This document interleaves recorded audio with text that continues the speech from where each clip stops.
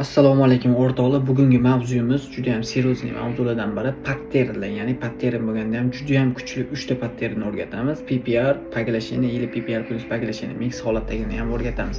Bu patternlarimiz, xo'p, ba'zi bir odamlar pullback или xo'p, anglify deydi yoki tanas bilan vizvod o'sha сразу sell yoki buy xuddi shunaqa savdo kiradi. Endi bu narsani asl nomi va qayerdan kelib chiqqan shu narsa bo'yicha o'rgatamiz. Xo'p, bu o'rgatayotgan strategiyam scalpingni M15 da ishlab beradi. Agar siz kunlik ishlamoqchi bo'ladigan bo'lsangiz, H1 da ishlasangiz yaxshiroq bo'ladi.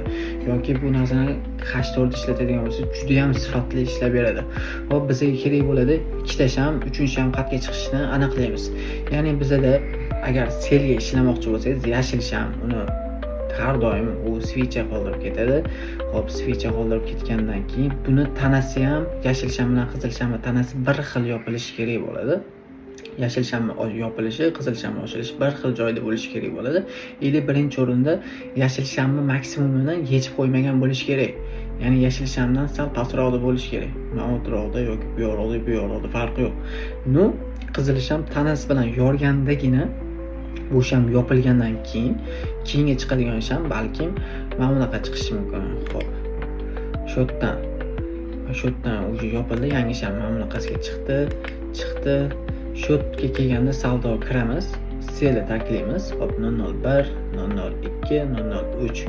Shu yergacha pozitsiyani kutamiz. Ya'ni botgacha bo'lganining sababi bizada xo'p shu ikkita shamni oralig'idagi masofa bo'yicha tushib berish garanti zonasi bor. Bu bozorda 80-90% holatda ishlab beradi. Xuddi shunchalik masofagacha tushib berish imkoniyati bor. Ya'ni bu ham nazar. Xo'p, xuddi shunaqa bo'ladi. Stop lossimiz yashil sham maksimumda bo'ladi. Endi shuni buyga harakat qiladigan holatni tekshiradigan bo'lsak, xuddi shunaqa ochilish yopilish joylari bir xil bo'ladi.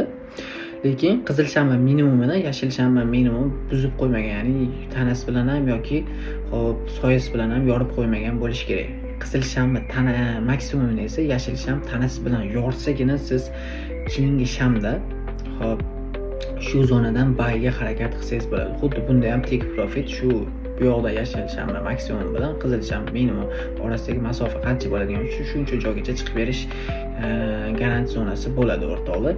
Birinchi o'rgatgan narsamiz shu PPR bo'ladi, ya'ni pattern pending recovery, ya'ni narxi o'z holatiga qaytishi.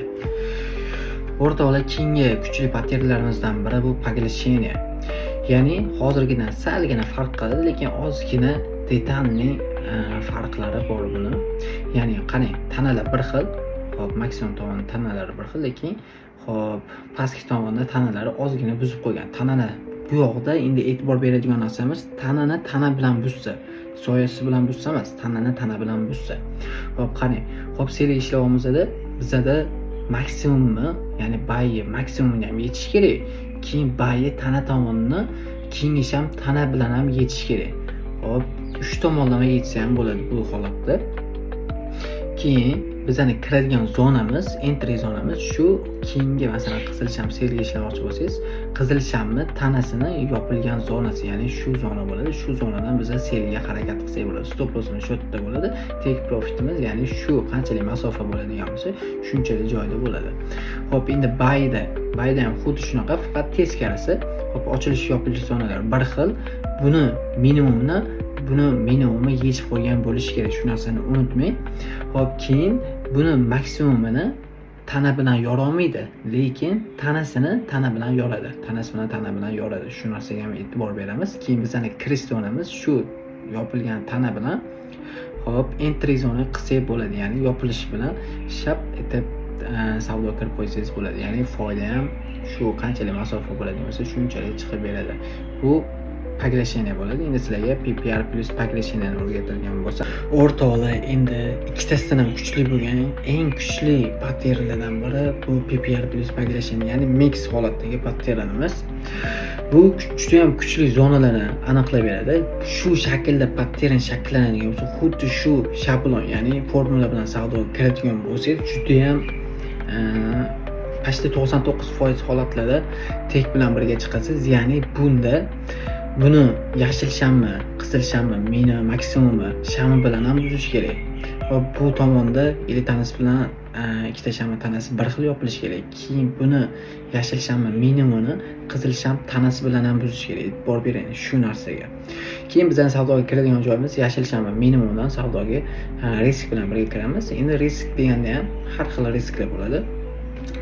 O'zingizni depozitingizga yarasha, masalan, minus bo'lgan taqdirda ham stop loss olsa ham achinmaydigan, ya'ni 2 ta 3 ta savdoga kirish qo'yishingizni hisobga olib turib savdoga kirsangiz juda ham yaxshi bo'ladi. Xo'p, endi baydagi pozitsiyada ham xuddi shunaqa. Xo'p, kirish chiqish, ya'ni ochilish yopilish zonalar bir xil bo'ladi. Buni minimumi, qizil shamma minimumini, yashil shamma minimumini buzib qo'yish kerak.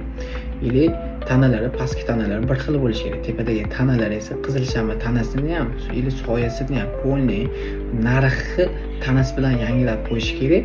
Ili switchi ham anchagina teparoqda bo'lishi kerak. Ya'ni bizning kirish zonamiz shunda. Hop, qizil shamma maksimumda bo'ladi, entry zonamiz. Stop lossimiz yashil shamma minimumida bo'ladi. O'rtoqlar, shu pozitsiya bo'yicha savdoga kiriladigan bo'lsa, juda ham bomba, yorib tashlaysizlar, xudo xolasa bozorni.